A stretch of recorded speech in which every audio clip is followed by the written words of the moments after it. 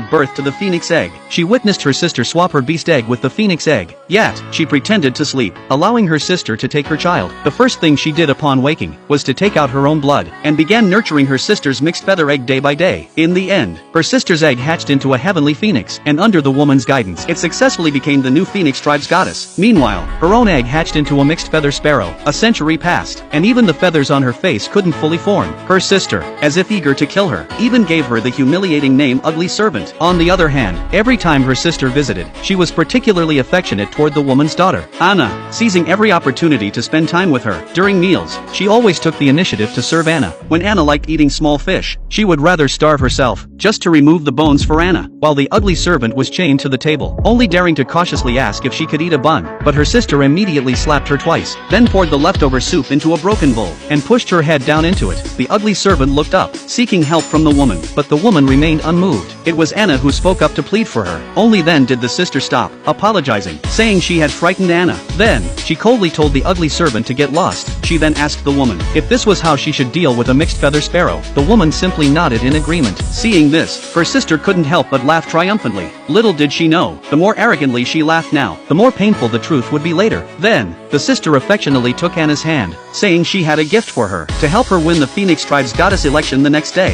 However, when Anna opened the box, she found it empty. At that moment, her sister said that she had recently learned a secret technique, whereby pulling all the feathers from a feather tribe member could turn them into a protective artifact. The ugly servant gasped in horror, realizing she would be the sacrificial offering for this artifact. Sure enough, the next moment, the mother acted, saying that the fresher the feathers, the more powerful the effect, and began channeling her energy. Then, she started slapping the ugly servant repeatedly, accompanied by the girl's agonized screams. The woman's husband couldn't bear to watch, and rushed to stop her, reminding her that the girl was her own flesh and blood. How could she do this? But the sister slapped him aside without a word, and continued plucking the ugly servant's feathers. Blood-stained feathers flew through the air, some even splashed onto the woman's face, but she merely wiped it off nonchalantly, not even furrowing her brows, until the artifact was finally complete. The sister stopped and proudly placed the feather crown on Anna's head. At that moment, she noticed a feather on Anna's head had broken off, and coldly asked the woman, how could she not even take care of a child? Finally, the woman spoke up, saying that her own daughter had been plucked bald, and yet,